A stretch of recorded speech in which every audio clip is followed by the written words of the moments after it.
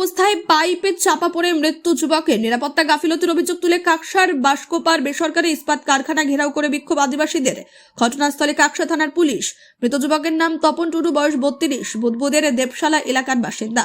সূত্রে খবর, ওই যুবক অন্যান্য দিনের মতোই বুধবার রাতের শিফটে ওই কারখানায় কাজে গিয়েছিল। কাজ করতে করতে আচমকায় তার উপর একটি পাইপ পড়ে যায়।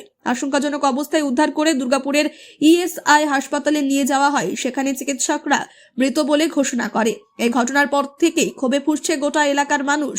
বৃহস্পতিবার সকাল থেকে দেবশালা এলাকার বাসিন্দারা ক্ষতিপূরণের দাবিতে সরব হয়। আপনিও কি মুরগি প্রতিপালন করে আর্থিক লাভের মুখ দেখতে চান?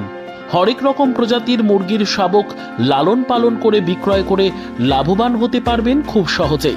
তাহলে আর চিন্তা নেই, আপনার জন্য প্রচেষ্টা নিয়ে এসেছে সেই সুযোগ। একই ফার্মে হরেক রকম প্রজাতির মুরগি পেয়ে যাবেন এখানে রয়েছে করকনাথ মুরগি, এছাড়াও আছে গিনি, ফ্রিগেল, টার্কি দেশি, এছাড়াও কোয়েল মুরগির শাবক পাইকারি এবং খুচরো বিক্রয় করা হয়। যারা মুরগি পালন করে লাভবান হতে চান তাদের সকলকে আহ্বান জানাই আমরা। আজই চলে আসুন আমাদের প্রতিষ্ঠানে। আমাদের ঠিকানা মহারাজাহাট, রায়গঞ্জ, উত্তর দিনাজপুর। মোবাইল নম্বর 8250428960, 8145717292, 9907063902।